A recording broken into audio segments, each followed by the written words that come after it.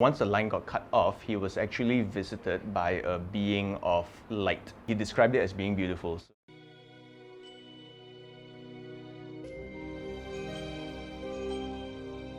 What? You guys want me to tell the story? Yeah, we all okay, share fine. already, right? So it's only fair. Alright, so the whole time I've been looking at this phone, right, and I was reminded of something that happened back in, like, I think it was 2003, maybe 2004. I was at a mamak with a friend. I'm just going to call him M, right? And you know, we ordered, our food just arrived, and I get a call from my friend. I'm just going to call him J. And he's Punjabi. It plays a part in this story. I'm not being racist. But so I pick up and I go like, "Hey, bhai, what's up?" And then in a very, very serious, panicked voice, right? He was like, where are you? And I'm like, "Oh, I'm with M. We are at the mamak and our food just arrived." Then he's like, "Come over to my house now." Then I'm like, "No, dude, our food just arrived." Then he's like, No, bro, I will pay for your food. Just leave it there and come over." We literally left it. We drove over to his house and I see him outside on the phone, just walking around and talking. We got off the car and we asked like, what's going on? So he explains to us that he had been on the phone with another friend of ours named P. He was getting messages, SMS messages from P's phone the same time he was talking on the phone.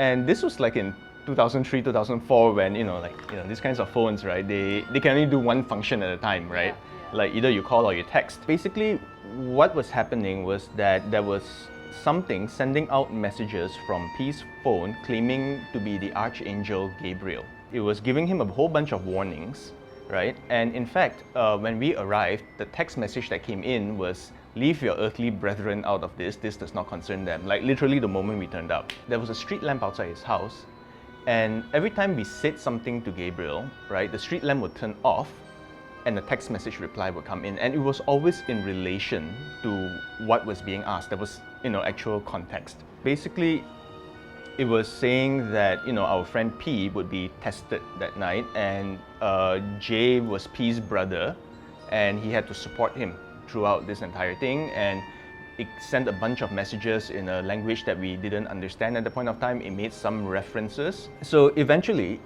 the line with P gets cut off. None of us could reach him, right? Even J could not reach him. And just then, the street lamp goes off and a message comes in and it says, "Tears have fallen."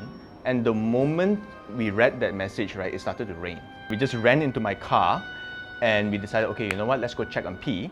So we drove out, and as we drove out, we realized that the rain was just on Jay's row, his housing row. Like, I could literally stand in the middle where the main road was and I'll be half wet. Like, it was perfect cut just in that row. So we drove over to his house, we knocked on his door, rang on his bell, tapped on his window too. There was no response. We tried calling him, so we went back to the house, went to his Jay's dad's computer room and started to find out what was going on. And through a lot of Googling. Sorry, this is Yahooing. So through a lot of Yahooing, we found that the messages that came in was Aramaic, which I believe was the original language of the Bible. The numbers that it gave were actually dates, and we somehow managed to find this story of two Gnostic brothers that fought on opposing sides of a war, one for the Christians and one for the Gnostics, and they both died in battle.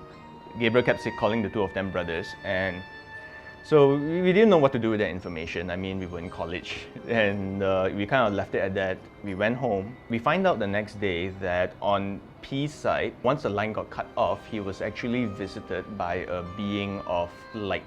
So he said that, it was light and it was beautiful. Like he described it as being beautiful. So, I mean, I guess if you're a Christian, you kind of know who that refers to. If not, there's a series on Netflix. And that being basically just reached out and touched him. And the moment it touched him, he said that he literally went through hell, like an eternity of hell. And he kind of just woke up in this cold sweat and he had no idea what happened that night. He just remembered that. Yeah, I guess the whole thing about the brothers fighting is that J and P eventually actually did fall out. They are no longer friends. I'm still friends with J. In fact, a lot of weird stuff has happened to J. I do have a very interesting last-minute prologue. So Gabriel is the angel of communications, right? Like he's the messenger of God, and he is the patron saint of mobile network. Oh, yeah. Really? So that's what I found out, and I believe in some countries he is also the patron saint for electricity workers. Explains Like, the thing. yeah, so you think of phone and you think of the light bulbs going on and off. It kind of makes sense. Is it always like a different number? It's a different number.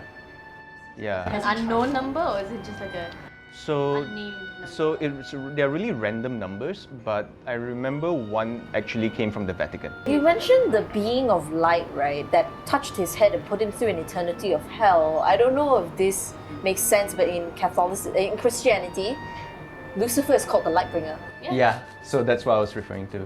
So it might have been. Yeah. Yeah. Oh my goodness, Yeah. that's insane. I mean, so now I can't look at these phones or street lamps without thinking of that.